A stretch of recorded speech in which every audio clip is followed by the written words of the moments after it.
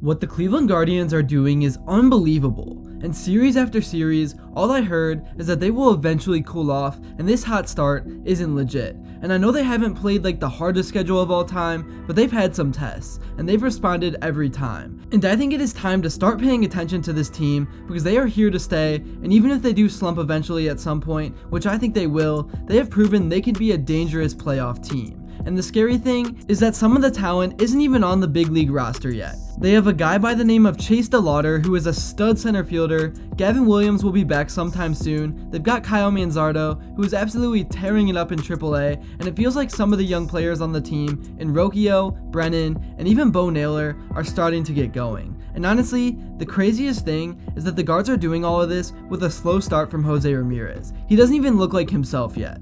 Over the last decade, fans have voiced their frustrations about how the Dolans won't spend money on keeping players on this team. And it's understandable because they have produced so much talent and have lost so much of it, but if you really look into what they have done, the front office has made some fantastic trades that have really paid out in the long run. They're obviously not perfect, they've lost guys like Yandy Diaz for nothing, but Josh Naylor was brought in during the Mike Clevinger deal, Clase was brought in for Corey Kluber, Gimenez came in for Lindor, and we all know Cleveland is a pitching factory. It's just a well-run organization from top to bottom. And it's honestly crazy they haven't won a World Series in so long because there's been so many magical runs and times they were so close. But that's Cleveland sports for you. Before I get into everything in this video, I would really appreciate it if you would drop a like and subscribe. It only takes 5 seconds, plus you can always change your mind. We are on the road to 20k subscribers, and with your support, I believe we can get there super fast. So in the recent MLB Power Rankings that just came out, the Cleveland Guardians were ranked number 4. Yes, you're seeing that right,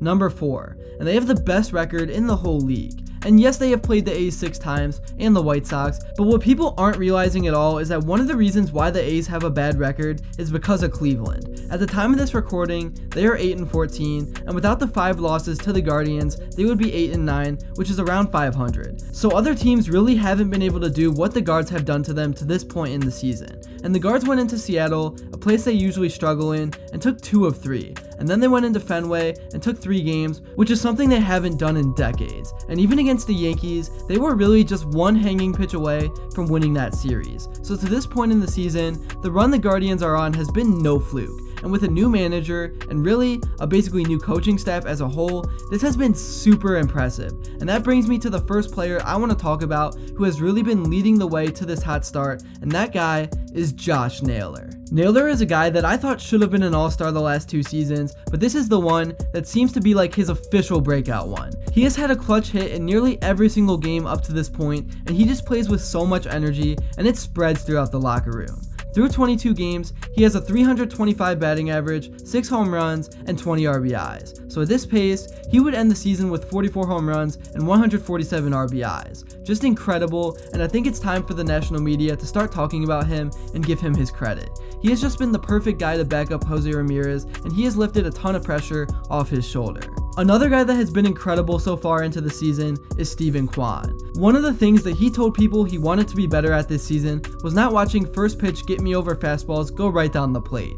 He wanted to have more of an attack mindset right from the jump, and so far, it has been driving pitchers crazy. And he has a 358 batting average, and even on outs, usually his at-bats are at least 5 to 6 pitches long. So he's been so much fun to watch. He has proven he's one of the best leadoff hitters in the game, and on top of that, he is a lockdown Gold Glover in left. Right next to him in center is Tyler Freeman, who has also been a major contributor to this team's success early on. He's never played center field before in his life, and all he has done is made every play that he's had a chance to make. And he's been an okay hitter as well, but it's definitely a major improvement from having Miles Straw on the field, and I was actually shocked the team finally let him go because it felt like some of the guys higher up had the mindset of we pay the guy, so we gotta play the guy. But he was such a liability on the offensive end, and if Freeman is just like that, gonna be a solid center fielder, then it's so much more productive to have him there over having the defensive straw when he can barely hit to save his life.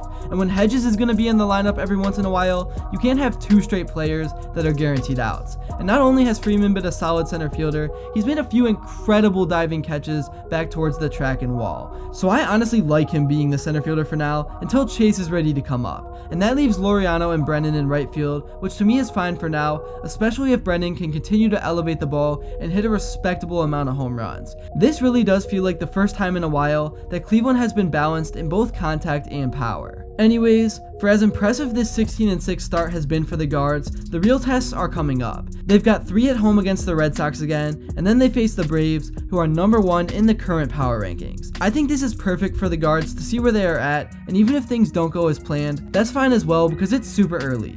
Usually Cleveland baseball teams don't heat up until about halfway through the season, and the fact that they have had this start early on in the cold could mean they are on their way to doing big things this season, but only time will tell. Alright, now I want to talk about the pitching, because the Guards were set to have one of the best rotations in the league, but then they lost Shane Bieber for the year after just 1 week. It was a gut punch, but so far, everyone around him has stepped up, including Carlos Carrasco, who has seemed to have kind of turned back the clock for a bit, and his last few starts have been incredible. Now, can it last for a whole season? Probably not, but Cleveland will definitely take what they can get from him. As a group entirely, Cleveland pitching to this point has held opponents to an average of 218, while the league average is 240, and the OBP is only 305. The bullpen specifically has been absolutely incredible, and it's just crazy how year in and year out, they see the same results despite having different guys all the time. I'm not saying they have an Andrew Miller-Cody Allen combo, but they have about 5 guys that can go in and get out of any situation at any time. And really, the only player that has struggled out of the pen is Tyler Beede. It just feels like the Guards have the hitting and pitching to put together a really solid season. And even if they don't stay at the current pace they are on, I think they clearly are the best team in the Central, and we all know that once you make the playoffs, literally anything can happen.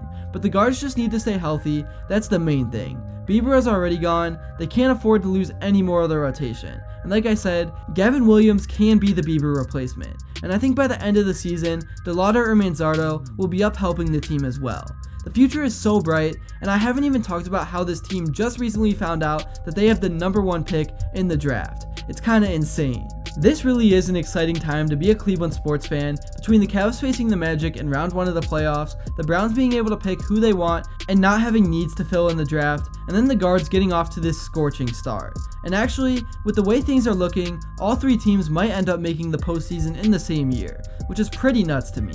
That's really all I got for this video. Thank you all so much if you made it to this point, and if you enjoyed and haven't yet, make sure to drop a like and subscribe, because your support truly does mean the world. And also, follow me on Instagram, because I am starting to post tons of cool sports content on there every day. But until next time, I will see you all later.